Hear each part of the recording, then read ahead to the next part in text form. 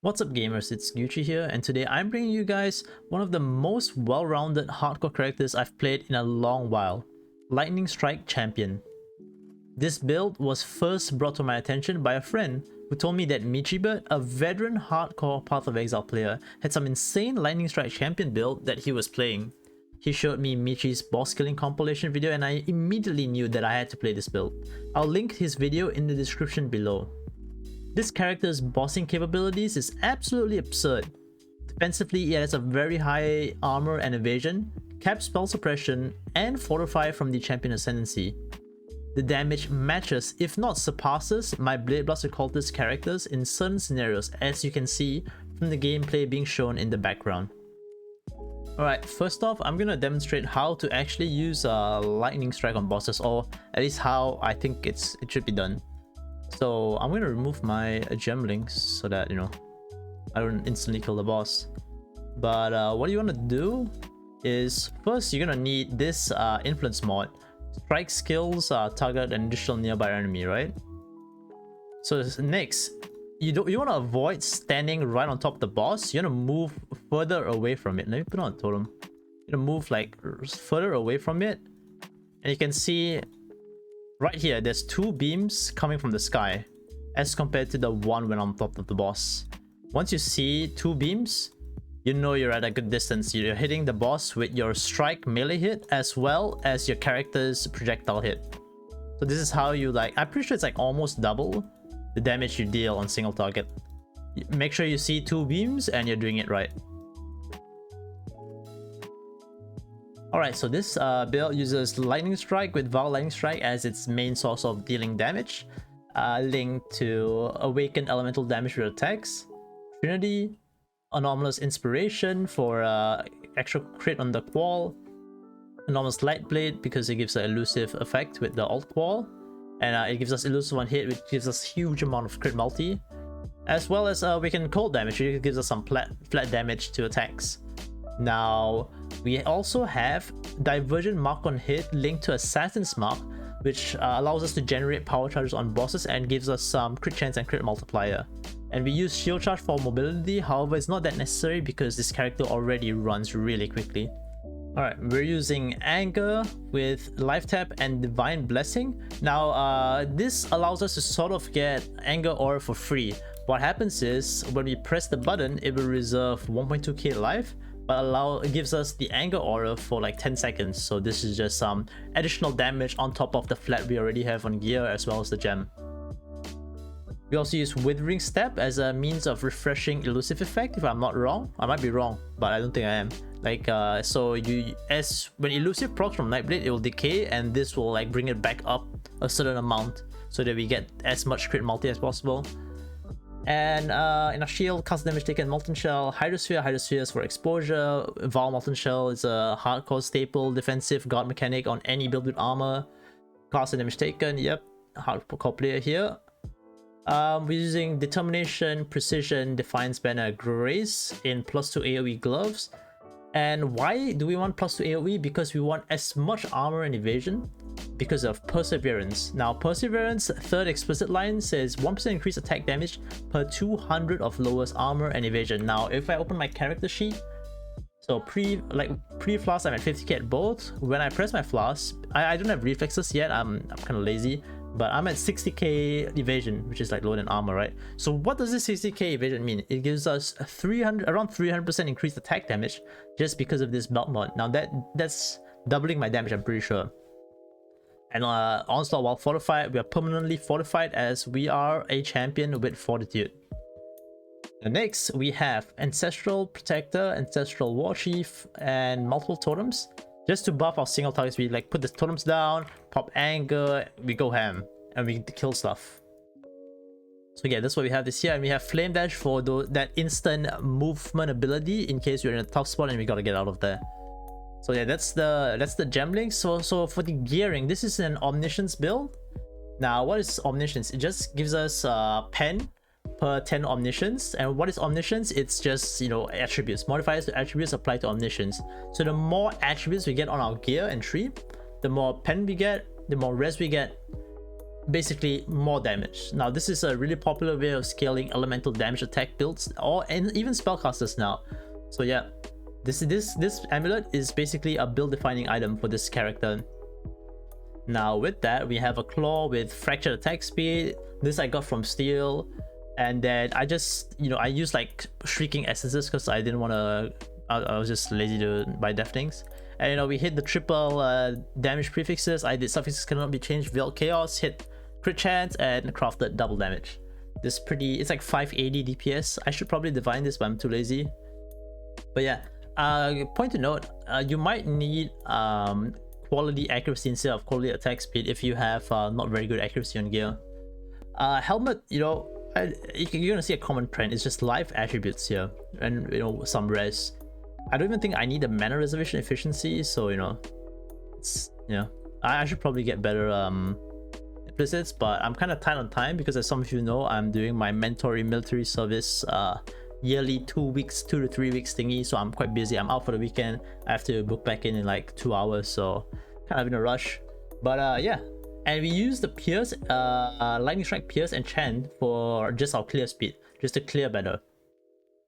Now, we also have +1 approach crafter on the helmet for an additional pierce. So our Lightning Strike's projectile will pierce 4 targets, which gives us pretty good clear speed in Elk and Go maps. Shield, nothing special. Attributes, suppress, life, you know, a bit of attack speed. Ring, as you can see, it's attributes, life, chaos res, crafted non-channeling skills have minus mana cost. Now how you make this is use essences till you hit attributes, and then what you can do, if you have an open suffix and an open prefix, you can force chaos resistance by crafting suffixes cannot be changed and reforging chaos with harvest, as chaos res is the only chaos modifier on rings. So that's how I crafted this ring. And then yeah, I just did suffixes cannot be changed, Veiled Chaos for the life, and crafted the non-channeling skills things. I actually should recraft this, but you know, no time. This ring I just bought, but you can use a similar method to craft it. Just essence spam till you hit attributes, and yeah, that's about it. Pretty good ring actually with the T2 flat fire to damage the attacks. Chest. I essence spam till I hit suppression. Same thing with the ring. Suffixes cannot be changed. Reforge chaos if you have an open suffix, and that guarantees you the chaos res. I got unlucky with the roll, but so be it. And then for the prefixes, I used Eldritch Annul Exalts till I hit oh no, this I used Eldritch Chaos, but you can also use Eldritch Annul Exalts till you hit like a good life roll. You just need to make sure you have the correct influences higher tier. Implicits, Aura Effect, definitely to scale our damage with Perseverance, as well as extra Grace Aura Effect, because usually you end up with less evasion than armor, so I went for the Grace. Gloves, same thing, essence spam, and then until essence spam till I hit good suffixes. Suffixes cannot be changed. Veiled Chaos for +2 AoE. Now I will say hitting +2 AoE was a nightmare for me. It took me around 30x to hit this, which probably wasn't worth it. But yeah, just keep in mind that you can get screwed on RNG. I'm pretty sure my result was, I'm like the anomaly, and usually it takes less. But yeah, when I did the Veiled Chaos, I also blocked Fist converted to cold, so I can't get any of the conversion unveils. Boots, same thing, essence spam. Oh, I bought these boots, but you can actually essence spam till you hit the suffixes, and then Eldritch Annul Exalt till you hit either life or move speed, and then you craft the other or Ashling Slam the other. It's no big deal. Plus setup, it's just Granite Jade, Quartz. You want like reflexes or increased evasion during Frost effect as one of the affixes rather than Reese effect of chill. I mean, you want this somewhere else, but yeah. So you just want to maximize your armor and evasion to maximize your damage on this build.